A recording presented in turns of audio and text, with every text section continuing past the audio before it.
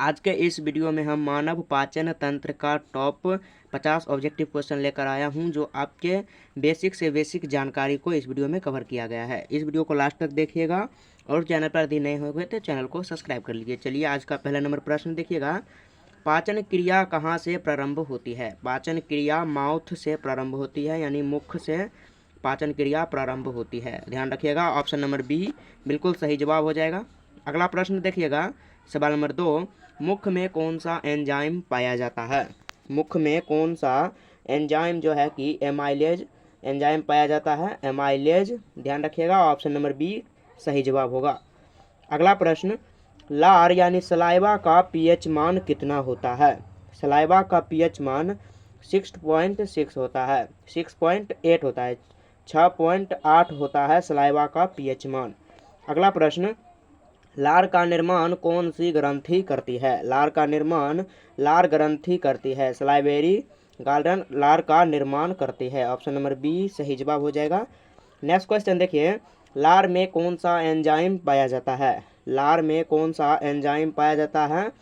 पटाइलिन लार में एंजाइम पाया जाता है, पटाइलिन एंजाइम पाया जाता है। चलिए नेक्स्ट क्वेश्चन देखिएगा, पाचन तंत्र का सबसे लंबा भाग कौन सा है? पाचन तंत्र का सबसे लंबा भाग हो जाएगा छोटी आंत। छोटी आंत पाचन तंत्र का सबसे लंबा भाग है। नेक्स्ट क्वेश्चन, मनुष्य के पाचन तंत्र की लंबाई लगभग कितनी होती है? पाचन तंत्र की लंबाई 9 मीटर तक होती है। Option number B, option number D हो जाएगा सही जवाब।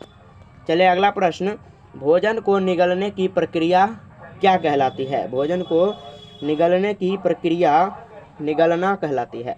ऑप्शन नंबर बी सही जवाब हो जाएगा। चलिए अगला प्रश्न पढ़िएगा, अमाशय में कौन सा अम्ल पाया जाता है? अमाशय में हाइड्रोक्लोरिक अम्ल पाया जाता है। ऑप्शन नंबर ए बिल्कुल सही जवाब होगा। अगला प्रश्न, HCl यानी कि हाइड्रोक्लोरिक अम्ल का कार्य क्या होता है? हाइड्रोक्लोरिक अम्ल का कार्य होता है बैक्टीरिया को नष्ट करना और पेप्सिन को सक्रिय करना। बैक्टीरिया को नष्ट करना और पेप्सिन को सक्रिय करना। नेक्स्ट क्वेश्चन देखिए, अमाशय में कौन सा एंजाइम पाया जाता है? अमाशय में पेप्सिन एंजाइम पाया जाता है, ध्यान रखिएगा। चलिए अगला प्रश्न देखिए, पेप्सिन किस पदार्थ का पाचन करता है? किस पदार्थ का करता है? तो प्रोटीन का। ऑप्शन नंबर सी सही जवाब होगा। अगला प्रश्न, अग्नाशय का मुख्य कार्य क्या है? अग्नाशय का मुख्य कार्य पाचन रस बनाना, पाचक रस बनाना अग्नाशय का मुख्य कार्य हो जाएगा। अगला प्रश्न देखिए, अग्नाशी रस में कौन सा एंजाइम पाया जाता है? अग्नाशी रस में कौन सा एंजाइम पाया जाता है? ट्रिप्सिन, एमाइलेज और लाइपेज। ट्रिप्सिन, एमाइलेज और लाइपेज पाया जाता है। अगला प्रश्न देखिए, वसा के पाचन में कौन सा रस आवश्यक है? वसा के पाचन में पित्तरस आवश्यक है। ऑप्शन नंबर ए सही जवाब होगा। अगला प्रश्न, पित्तरस कहाँ बनते हैं? पित्तरस कहाँ बनते हैं? तो यकृत यानी कि लीवर में बनते हैं पित्तरस। अगला प्रश्न देखिए, पित्तरस का संचय कहाँ होता है? पित्तरस का संचय पित्ताशय में होता है। पित्तरस का संचय पित्ताशय में होता है। नेक्स्ट क्वेश्चन, पित्तरस का कार्य क्या है? पित्तरस का कार्य हो जाएगा वसा का एम्लशीकरण करना, वसा का एम्लशीकरण करना। अगला प्रश्न, छोटी आंत का कार्य क्या है? छोटी आंत का कार्य हो जाएगा पाचन और अवशोषण दोनों, यानी कि ऑप्शन नंबर सी सही जवाब हो जाएगा। नेक्स्ट क्वेश्चन देखिए, छोटी आंत की लंबाई कितनी होती है? छोटी आंत की लंबाई 10 मीटर होती है। ऑप्शन नंबर डी हो जाएगा सही जवाब। चलिए अगला प्रश्न देखिए, छोटी आंत के 3 भाग कौन कौन से होते हैं? छोटी आंत के 3 भाग कौन कौन से होते हैं? डिओडेनियम, जेजुनियम और इलिनियम। ऑप्शन नंबर ए हो जाएगा सही जवाब। चलिए नेक्स्ट क्वेश्चन देखिए, छोटी आंत में अवशोषण किस भाग में होते हैं? छोटी आंत में अवशोषण जेजुनम और इलियम में होते हैं। ऑप्शन नंबर बी हो जाएगा बिल्कुल सही जवाब। नेक्स्ट क्वेश्चन, छोटी आंत की दीवार पर सूक्ष्म रेशे का कार्य क्या होता है? छोटी आंत की दीवार पर जो सूक्ष्म रेशे बने होते हैं उसका कार्य होता है अवशोषण की सतह बढ़ाना, अवशोषण की सतह बढ़ाना। ऑप्शन नंबर बी हो जाएगा सही जवाब। नेक्स्ट क्वेश्चन देखिए, बड़ी आंत का मुख्य कार्य क्या है? बड़ी आंत का मुख्य कार्य हो जाएगा जल का अवशोषण करना। चलिए नेक्स्ट क्वेश्चन देखिए, पाचक रस में कौन सा एंजाइम कार्बोहाइड्रेट के पाचन में सहायक होता है? कार्बोहाइड्रेट के पाचन में एमाइलेज और माल्टेज दोनों सहायक होता है।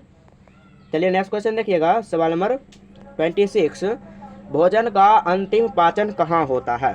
भोजन का अंतिम पाचन छोटी आंत में होता है। ऑप्शन नंबर बी हो जाएगा सही जवाब। नेक्स्ट क्वेश्चन, पाचक रस में लाइपेज एंजाइम का कार्य क्या होता है? लाइपेज एंजाइम का कार्य हो जाएगा वसा का पाचन करना, वसा का पाचन करना।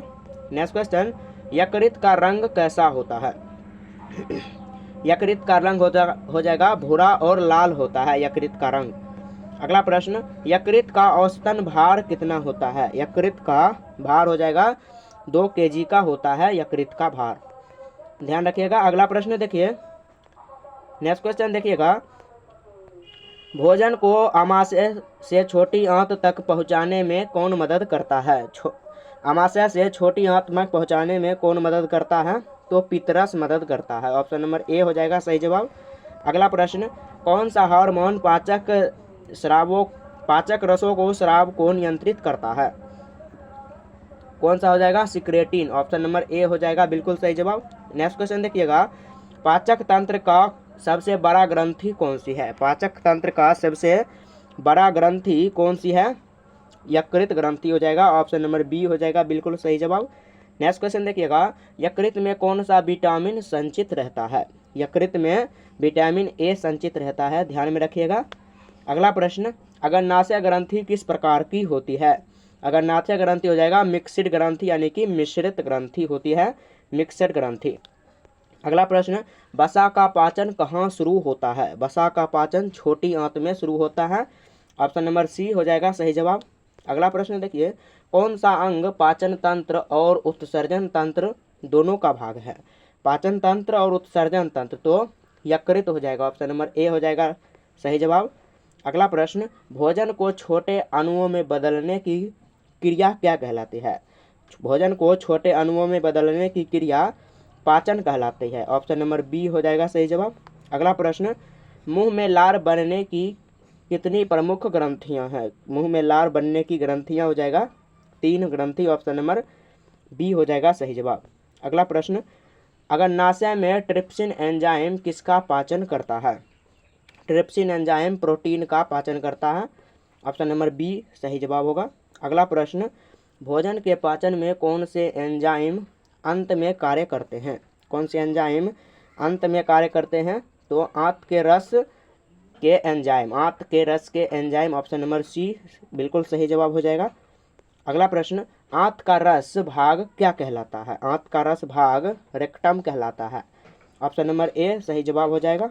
अगला प्रश्न, कौन सा हार्मोन यकृत को पित्तरस बनाने के लिए प्रेरित करता है? यकृत को पित्तरस बनाने के लिए प्रेरित करता है, तो सिक्रेटिन। ऑप्शन नंबर ए हो जाएगा सही जवाब। अगला प्रश्न, शरीर में गैस बनने का मुख्य कारण क्या हो जाएगा? कार्बोहाइड्रेट का अपूर्ण पाचन होना शरीर में गैस बनने का प्रमुख कारण है। अगला प्रश्न, पाचन में सहायता करने वाला अम्ल कौन सा है? पाचन में सहायता करने वाला hydrochloric acid. Option number A हो जाएगा बिल्कुल सही जवाब। नेक्स्ट क्वेश्चन देखिए, अगला प्रश्न देखिएगा, पाचन तंत्र कौन सी ग्रंथि की सबसे बड़ी होती है? यानी कि पाचन तंत्र की कौन सी ग्रंथि जो है सबसे बड़ी होती है? सबसे बड़ी ग्रंथि यकृत हो जाएगा। ऑप्शन नंबर ए बिल्कुल सही जवाब होगा। अगला प्रश्न पढ़िए, कौन सा एंजाइम दूध को पचाता है? दूध को पचाने वाला एंजाइम रेनिन हो जाएगा सही जवाब। अगला प्रश्न देखिए, अम्लपित्त एसिडिटी का कारण क्या है? अम्लपित्त यानी कि एसिडिटी का कारण हो जाएगा, क्या कारण हो जाएगा? हाइड्रोक्लोरिक अम्ल की अधिकता। ऑप्शन नंबर बी हो जाएगा सही जवाब। अगला प्रश्न, पाचन तंत्र का कौन सा भाग पोषक तत्वों का अवशोषण करता है? कौन सा भाग पोषक तत्वों को अवशोषण करता है? तो छोटी आंत हो जाएगा। अगला प्रश्न देखिए, ये लास्ट प्रश्न है, अपचित भोजन शरीर से कहाँ बाहर निकलते हैं? तो मलद्वार हो जाएगा। ऑप्शन नंबर बी हो जाएगा बिल्कुल सही जवाब। चलिए आज के लिए इतना ही, मिलते हैं अगले वीडियो में, तब तक के लिए जय हिंद जय भारत।